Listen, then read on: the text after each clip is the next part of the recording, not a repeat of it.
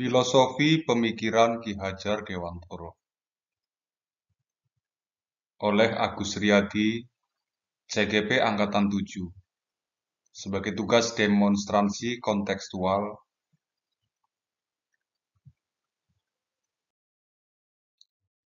Filosofi Pemikiran Ki Hajar Dewantoro. Yang pertama, ini membedakan antara pengajaran dan pendidikan. Pengajaran merupakan proses pendidikan dalam memberi ilmu atau berfaedah untuk kecakapan hidup anak secara lahir dan batin. Sedangkan pendidikan atau opfeding memberi tuntunan terhadap segala kekuatan kodrat yang dimiliki anak agar ia mampu mencapai keselamatan dan kebahagiaan yang setinggi-tingginya, baik sebagai seorang manusia maupun sebagai anggota masyarakat. Filosofi pemikiran Ki Hajar Dewantoro yang kedua adalah pendidikan bertujuan untuk menuntun segala kodrat yang ada pada anak-anak, agar mereka dapat mencapai keselamatan dan kebahagiaan yang setinggi-tingginya.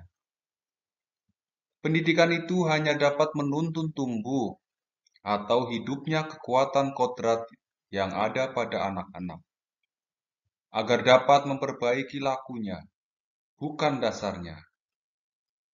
Hidup dan tumbuhnya kekuatan kodrat anak.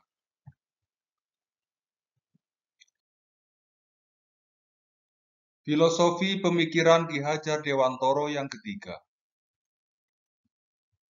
Peran pendidik diibaratkan seorang petani atau tukang kebun yang tugasnya adalah merawat sesuai kebutuhan dari tanaman-tanamannya itu agar tumbuh dan berbuah dengan baik. Tentu saja beda jenis tanaman, beda juga perlakuannya. Begitupun dengan anak. Setiap anak memiliki karakteristik sendiri-sendiri, memiliki potensi sendiri-sendiri.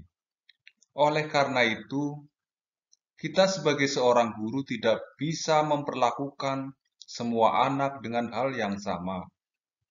Maka kita sebagai seorang guru harus bisa mengetahui karakteristik anak agar bisa mengetahui tujuan pembelajaran yang akan diharapkan oleh siswa.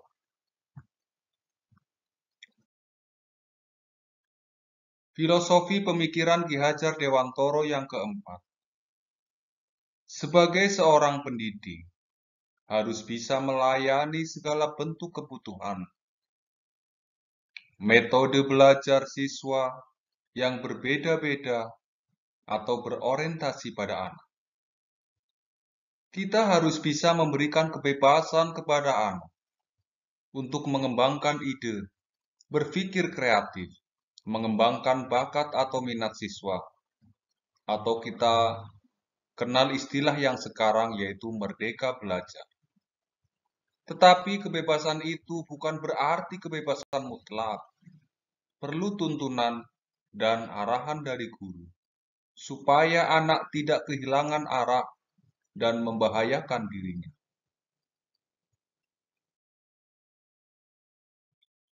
Filosofi pemikiran Ki Hajar Dewantoro yang kelima. Pendidikan anak berhubungan dengan kodrat alam dan kodrat zaman. Kodrat alam berkaitan dengan sifat dan bentuk lingkungan yang ada pada diri anak.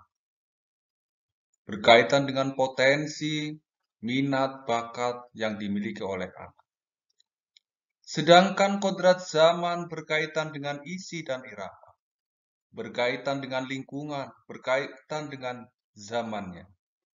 Artinya, bahwa setiap anak sudah membawa sifat atau karakternya masing-masing. Jadi sebagai guru, kita tidak bisa menghapus sifat dasarnya tadi. Yang bisa dilakukan adalah menunjukkan dan membimbing mereka agar muncul sifat-sifat baiknya, sehingga menutupi atau mengaburkan sifat-sifat jeleknya.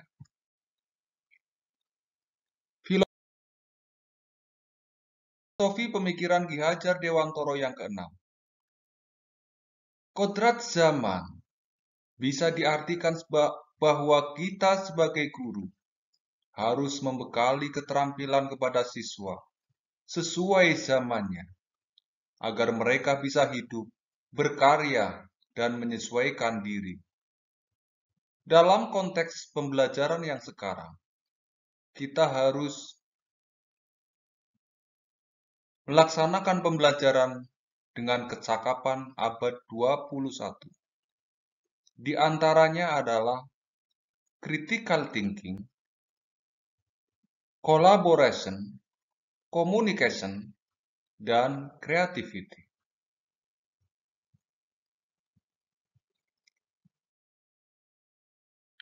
Filosofi pemikiran Ki Hajar Dewantoro yang ketujuh. Budi pekerti harus menjadi bagian tak terpisahkan dari pendidikan dan pengajaran yang kita lakukan sebagai guru.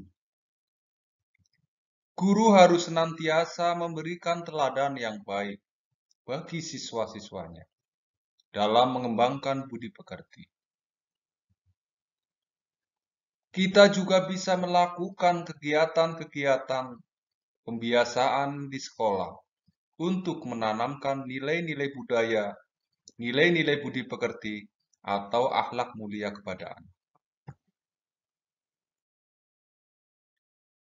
Filosofi yang kedelapan yaitu hal yang terpenting yang harus dilakukan seorang guru adalah menghormati dan memperlakukan anak dengan sebaik-baiknya sesuai kodratnya.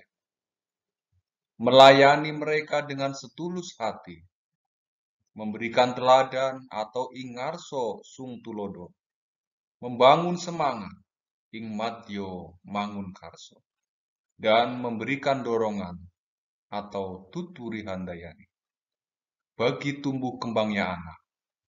Menuntun mereka menjadi pribadi yang terampil, berakhlak mulia, dan berbudi pekerti yang baik, sehingga mereka akan mencapai kebahagiaan dan keselamatan.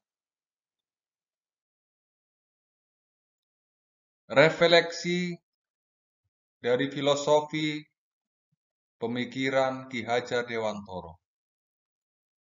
Sebelum mempelajari pemikiran-pemikiran Ki Hajar Dewantoro, saya percaya bahwa dengan tindakan-tindakan tegas, menghukum, memberikan sanksi, denda terhadap siswa, itu bisa merubah perilakunya.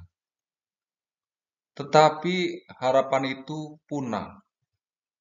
Perubahan yang terjadi cuma didasari oleh rasa takut dan bersifat sementara, bukan atas kesadaran pribadinya.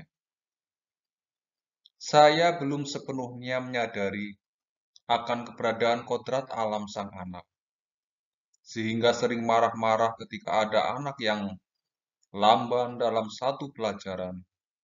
Ada anak yang belum memahami materi pelajaran yang diberikan oleh guru, sehingga belum banyak memberikan model-model pembelajaran yang menyenangkan bagi siswa.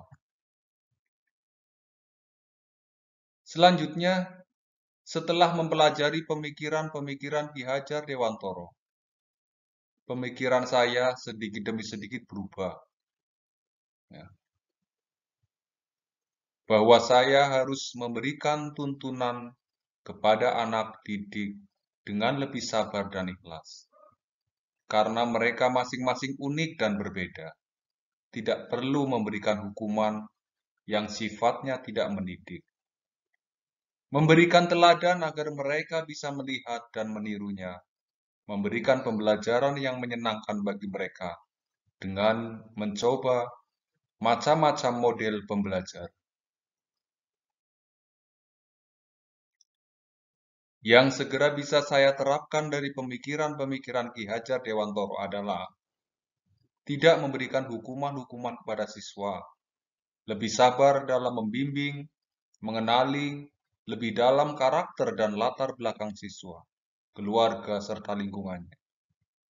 Dengan menjalin komunikasi dengan orang tua, hal ini bisa dilakukan dengan kunjungan rumah atau home visit, memberikan pembelajaran yang menyenangkan bagi siswa, melalui pemilihan media pembelajaran yang bervariasi, baik berupa gambar, video, maupun audio, atau pembelajaran yang berbasis proyek atau permainan, game-based learning.